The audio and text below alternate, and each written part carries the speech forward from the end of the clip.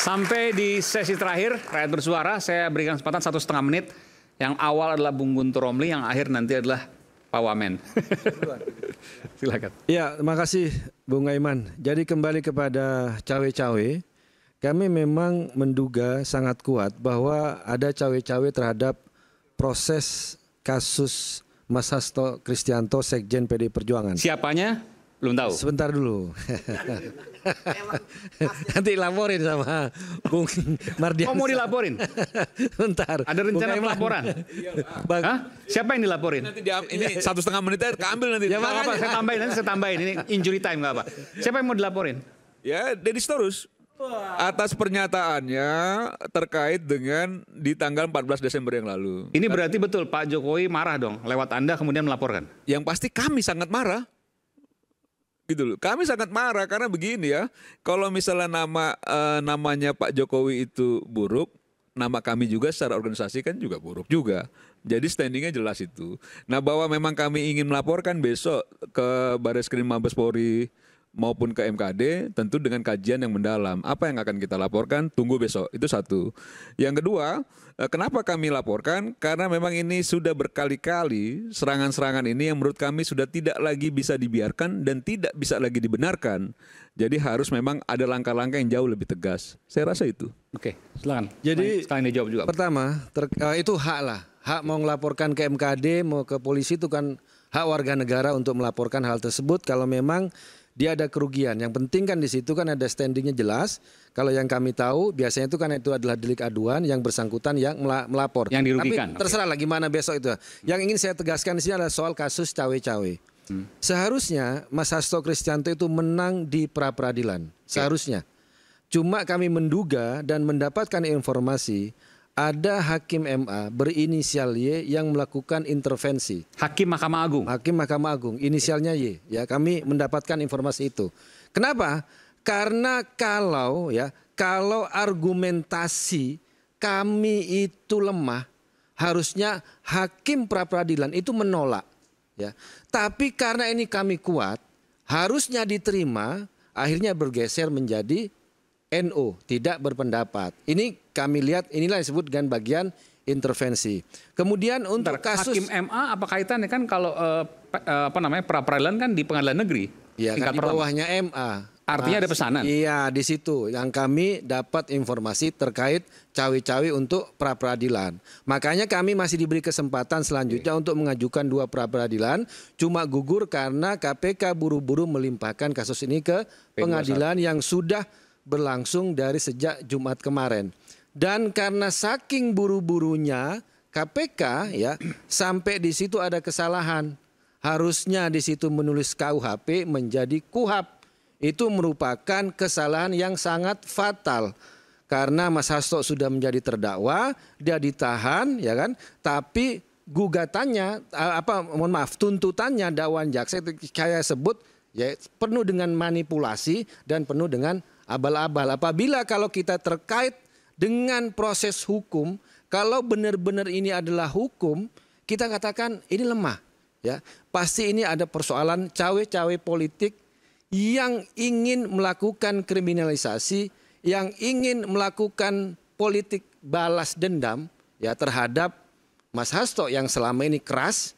Yang kami lihat kritik-kritik Mas Hasto memang kepada Pak Jokowi. Makanya ketika Bang Deddy Sitorus bicara pada tanggal 14 itu bicara soal konteks politik kasus penetapan tersangkanya Mas Hasto. Karena kalau mau bicara kasus hukum ini sudah 5 tahun. Sudah ada putusan hukum yang tetap. Tidak ada namanya Mas Hasto dalam dakwaan jaksa yang lama atau putusan pengadilan dia merupakan pemberi uang. Semuanya adalah sebut Harun Masiku, tiba-tiba berubah sekarang menjadi namanya Hasto Kristianto. Kami tidak mau mengatakan bahwa menolak kewenangan KPK untuk membuat orang jadi tersangka, menuntut, itu kewenangan KPK. Tapi sekarang kita ingin menguji apa benar kualitas bukti yang dihadirkan oleh KPK. Ya, ataupun juga penegakan hukum. Saya ingin memperkuat tadi yang disampaikan oleh Bung Rai. Ternyata memang ketika kasus ini berlanjut ya, ada memang persoalan tebang pilih, gitulah. Sampaikan tadi, kalau mau pengembangan perkara harusnya Harun Masiku ditangkap, ya. Kemudian yang namanya Rosa Muhammad Tamrin yang menyuap pada waktu itu kepada Wahyu Setiawan juga ditangkap dan diproses secara hukum. Ini tidak terjadi. Kemudian yang kita berapa minggu yang lalu bicara soal CSR Bank BI yang kata Deputi Penindakan sudah ada 2 tersangka. 2 hari kemudian jubir KPK meralat tidak ada tersangka. Kemudian bocor di media dan media sosial ada dugaan ya yang menerima atau terlibat itu adalah dari orang Gerindra, dari orang kekuasaan dan juga orang PKS yang muncul ya dugaan yang ada di media sosial. Dan kami khawatir jangan-jangan karena 2 orang ini masuk dalam lingkaran kekuasaan akhirnya KPK tidak mau melakukan penindakan. Ada namanya juga orang Gerindra Jawa Timur Anwar Sadat sudah jadi tersangka, sudah disita hartanya oleh KPK 8 miliar sampai sekarang belum ditahan dan tidak ada proses hukum yang jelas. Jadi dikatakan, jadi KPK ini sekarang mau yang tetap penegakan hukum, pemberantasan korupsi atau menjadi alat politik. Kalau bagi saya, Mas, kalau kita waktunya evaluasi, kalau saya harus bubarkan KPK yang sekarang, kita ganti KPK dengan yang baru, yang lebih kuat, dengan undang-undang yang lebih kuat. Kalau yang sekarang saya sudah putus harapan, ini KPK sudah menjadi alat politik. Itu menurut saya. Silakan. Ya. Ya, saya menit ya. Ya, saya pikir apa yang disampaikan oleh Bang Guntur Romli ya kan luapan hati lah ya dari permasalahan dari Pak Hasto ini, dan saya pikir itu sah-sah saja lah ya. Sekarang kan sebenarnya kita sudah bergulir di pengadilan ya. Di situ akan terbuka oleh publik sebenarnya ya fakta-fakta apa yang dimiliki oleh KPK. Nanti saksi-saksi akan dihadirkan di sidang. Nanti barang bukti akan ditunjukkan di sidang. Nanti kan pihak pengacara bisa bertanya kepada saksi tersebut. Ya, ketika kemarin dikatakan KPK terburu-buru, saya pikir kalau kemarin KPK terburu-buru justru yang diuntungkan pihaknya Pak Hasto, ya kan? Karena pasti kalau terburu-buru itu perkaranya nggak lengkap, pasti ada missiling dan sebagainya. Jadi justru saya melihat ya bahwa memang perkara ini kan mudah lah ya.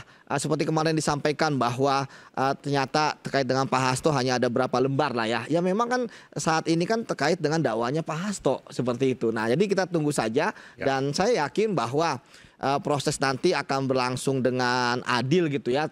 Ketika tadi dikatakan dalam praper ada hakim agung inisial Y misalnya gitu ya. Saya lihat banyak juga Bang inisial Y gitu ya. Tadi saya langsung googling kan, wah banyak inisial Y gitu kan. Seperti itu. Ya saya pikir jangan saya juga bisa gitu kan. Oke. Jadi maksud saya Bang jangan sampai lagi nanti inisial-inisial makin banyak gitu kan. Kemarin kita udah masalah utusan gitu kan. Seperti itu Bang. Ya seperti itu. Jadi ya kembali lagi bahwa ya kita yakin saja ini kan persidangan terbuka, kemudian kita bisa memantaunya, dan kalaupun nanti KPK memang ya saya tidak akan membela mati-matian ya kalau melihat bahwa ternyata nggak ada keterangan saksi, nggak ada alat bukti gitu ya tentu KPK akan kalah. Tapi ya saya masih yakin bahwa KPK mempunyai itu semua untuk mentersangkakan Pak Hasto, bahkan bisa membawanya ke pengadilan tindak pidana korupsi. Baik. Begitu Mas. Baik, Mas Roy silakan. Ya, terima kasih. Jadi sebenarnya kita jangan terlalu dipusingkan dengan istilah, dengan diksi, ya gitu. Cawe-cawe, ya seperti yang dilakukan Petro, ini saya bilang Petro bukan siapa gitu ya. Itu sebenarnya hanya perbedaan diksi saja, sama yang sudah diakui oleh Pak Prabowo ketika menyampaikan pidatonya di salah satu hari ulang tahun partai. Beliau mengakui bahwa ada bantuan, ya gitu. Kalau enggak akan jadi presiden. Ya itu cawe-cawe sama aja dengan bantuan itu. Sama dengan dulu kita ingat. Seluruh rakyat Indonesia dihebohkan dengan istilah pulang kampung atau mudik, ya kan? Itu kan sama, orang yang sama itu dulu yang bilang gitu, ya. Tapi ya nggak apa-apa lah, asal artinya sama nggak apa-apa, Mas Eman. Jangan sampai nanti salah, mau bilang asam folat, bilangnya asam sulfat, itu aja udah. Baik, makasih. Silakan. Baik, jadi kalau menurut saya memang sekali lagi ini kan soal positioning dan kepentingan ya. Jadi bagaimana kita berada di posisi sebelah mana, bagaimana kita melihat cara sudut pandangnya. Kalau sekarang Guntur bicara soal bubarkan KPK, dia juga tidak bersuara ketika memang ketua KPK yang lalu Firly misalnya melakukan banyak sekali kesalahan, banyak sekali pelanggaran etika, naik helikopter dan lain sebagainya. Berarti kan bisa diambil kesimpulan kalau memang dia kawan harus dilindungi, kalau dia lawan harus diberangus, kan begitu loh. Nah ini kan sesuatu Saya yang tidak pernah melindungi Firly. menurut saya itu ya bebas saja. Guntur mau sampaikan itu juga bebas saja. Bahwa saya juga bisa menilai apa yang disampaikan Guntur kan juga hak saya juga, kan begitu ya. Nah bicara soal Pak Jokowi saya rasa sudah lah, bahwa Pak Jokowi ini kan sudah selesai, sudah pensiun gitu. Kalau orang datang silaturahmi, temu kangen dan lain sebagainya, dia menikmati hari tuanya dengan baik kan gitu ya, supaya nggak sakit kan gitu loh. Jadi dia ketemu masyarakat daripada dia diam-diam kan gitu loh. Dia ketemu masyarakat dan lain sebagainya, sehat, segar bugar. Dan apa yang disampaikan oleh Denny Sitorus misalnya bahwa itu memang sudah membuat Pak Jokowi marah kan gitu ya. Terus kita juga melihatnya bahwa ini sudah di luar batas ya. Bahwa besok Rampai Nusantara akan melaporkan Denny Sitorus ke Mabes Polri dan MKD, nanti kami sampaikan substansi apa yang akan dilaporkan. Dan hal lain, bicara soal demokrasi, kita harus menjunjung tinggi juga soal hak warga negara. Hak warga negara untuk dipilih dan memilih, itu juga harus dihargai selain soal apa yang disampaikan soal etika dan lain sebagainya. Kan tidak juga misalnya Bung Aiman misalnya, karena bapaknya bupati dia nggak boleh jadi camat. Ini kan juga hak warga negara, kan begitu ya. Yang menurut saya, ya itu bicara soal dinamika politik. Bapak saya bupati saya nggak. Ya misalnya, kan gitu. Ya ini pribadi, pilihan ya, ya itu kan pilihan kan. Tapi bahwa hak warga negara itu harus dilindungi. Boleh kok Mas, sepanjang nggak ngubah aturan ya, itu boleh. Ya. Dan memaksakan perubahan aturan itu boleh. Iya kan kita juga pernah mengalami dinamika Mas Roy, kan gitu ya. Kita tahu bagaimana dulu di 99 PDIP punya 33% suara, tapi dia tidak berhasil menggolkan ketua umumnya menjadi presiden. Itu juga dinamika juga. Dan kita sebagai warga negara harus bisa menerima kekurangan Gus Dur pada waktu itu sebagai presiden yang terpilih secara demokratis. Nah itu kan fakta juga secara politik. Dinamika politik dihadapkan juga bahwa memang ada fakta yang harus kita akui sebagai warga negara itu melalui proses yang mau tidak mau diakui konstitusinya terlewati. Kan itu.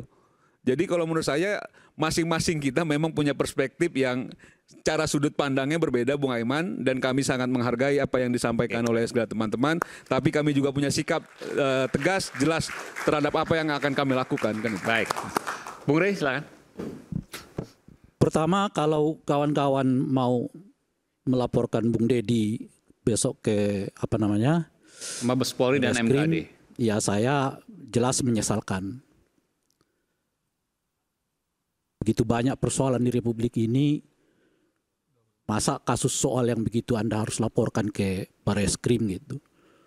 Mbok ya Anda laporkan tuh OCCRV, Blok Medan, itu pagar bambu kok masih sampai kepala desa. Itu Pertamina masih 9 orang dan sebagainya. Pergunakan dong kekuatan yang ada pada dirimu itu untuk bertindak lebih besar dari sekedar ya mengadukan saudara Denny Sitorus gitu loh. Ini sedih kita melihatnya gitu loh. Sedih kenapa gitu? Karena ada kekuatan besar bertindak kecil. Urusannya hanya individu. Padahal di belakang dia itu puluhan, ratusan, bahkan mungkin ribuan orang. Ayo pakai kekuatan itu untuk benar-benar menghantam apa yang disebut tadi oleh Bung Noel sebagai tikus-tikus negara. 1.000 triliun Bung. Masa cuma 9 orang sebagai tersangka? Pagar bambu Bung. Masa kepala desa aja yang tersangka? Saya sih sebetulnya lebih berharap mereka yang bersama dengan Pak Jokowi, bersama dengan Pak Prabowo, yang betul-betul all out untuk memastikan bahwa semua orang yang terlibat dalam penggarongan uang negara harus diproses di depan hukum. Itu yang kita harapkan sebetulnya. Di situ baru kelihatan manfaat besar keberadaan mereka dalam hal dukung-mendukung ini gitu. Itu pertama. Nah yang kedua adalah kalau hubungannya dengan apa tadi itu batas, ada batas gitu.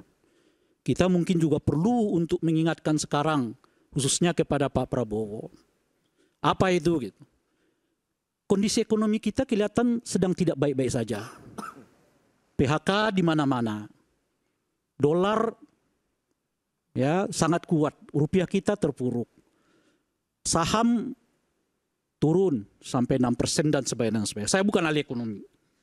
Tapi hampir banyak ekonom mengatakan ini sinyal yang tidak terlalu menggembirakan bagi kesehatan ekonomi kita di masa yang akan datang. Artinya apa? Cukup dulu Pak Prabowo fokus saja dulu urus ekonomi.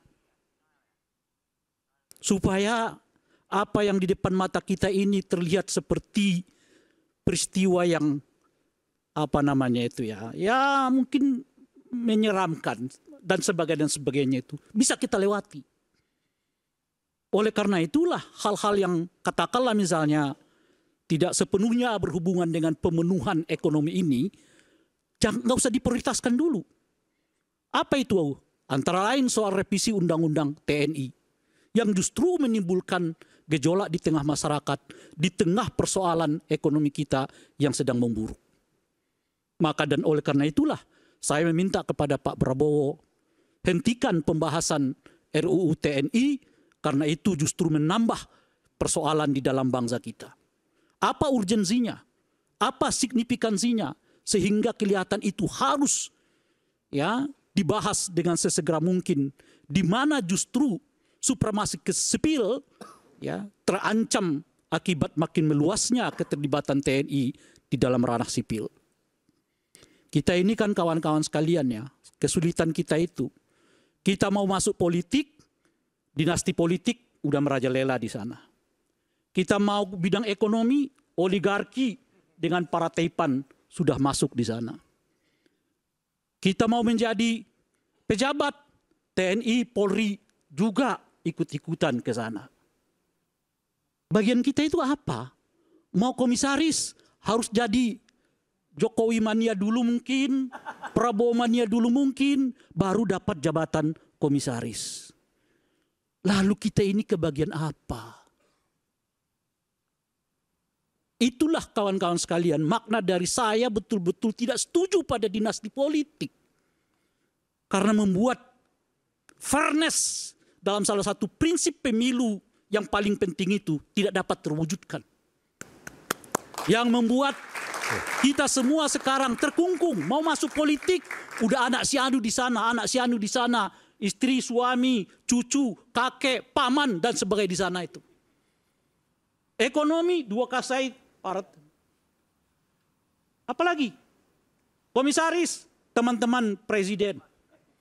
Apalagi yang tidak dikuasai oleh orang-orang sekitar istana itu. Dan yang bisa kita harapkan itu cuma satu. Pak Presiden fokus, tunda dulu, bahkan hentikan pembahasan revisi Undang-Undang TNI. Ayo sama-sama kita perbaiki ekonomi sehingga dengan begitu kita tidak mengalami nasib yang kesekian kali terlambat untuk maju sebagai republik yang sama-sama kita idamkan ini. Baik, terima kasih. Bung Noel silakan terakhir. Oke, terima kasih. Harus jadi komisaris, harus Jokowi mania. Itu pernyataan yang sesat tuh sebetulnya. Karena saya pernah jadi Jokowi mania dan jadi komisaris utama, dipecat di era Jokowi. Saya bahkan diteroriskan. Tidak ada orang yang seperti saya sebagai pendukung kekuasaan malah difitnah dan dihina. Tapi saya tidak kecil hati. Bung Roy tahu ya kan, waktu saya diteroriskan, saya orang Kristen pertama di Republik ini yang diteroriskan. Dan atas jabatan saya dicopot hak perdata saya. Tapi saya tidak kecil hati. Gara-gara membela sahabat itu. Membela kawan saya Munarman, FPI. Nah, untuk soal hal yang kayak begini ini kan soal Hasto, ini kan soal sandra menyandra ya. Dia berharap Bu Mega bisa ikut dalam proses hukumnya dia. Ternyata Bu Mega juga tidak mau. Kemudian banyak cara yang lain diadu domba antara Mega dan Pak Prabowo, nggak bisa juga. Adu lagi Prabowo dengan Pak Jokowi, nggak bisa juga. Akhirnya sebarlah hoak. Kita punya bukti besar. Sekarang bukti itu sudah kita simpan di Rusia, di bawah Makoni. Ternyata bohong juga. Jadi semua orkestrasi-orkestrasi yang disampaikan, sebetulnya ini penyesatan terhadap kita yang selalu menonton drama-drama politik yang sebetulnya memalukan gitu. Kita sudah sangat memalukan lah, sudah muak tadi kayak ada orang yang tegap, besar, mengirim pesan, ada 9 orang yang akan menjadi target. Mungkin salah satu atau 2 yang menjadi target itu Dedi kali ya, Dedi Sitorus itu yang menyampaikan. Karena dia juga pejabat penyelenggara negara, ingat. Ketika dia kampanye, dia menjadi anggota dewan, dia pakai helikopter tuh. Nah kita tahu tuh duitnya dari mana, cek aja.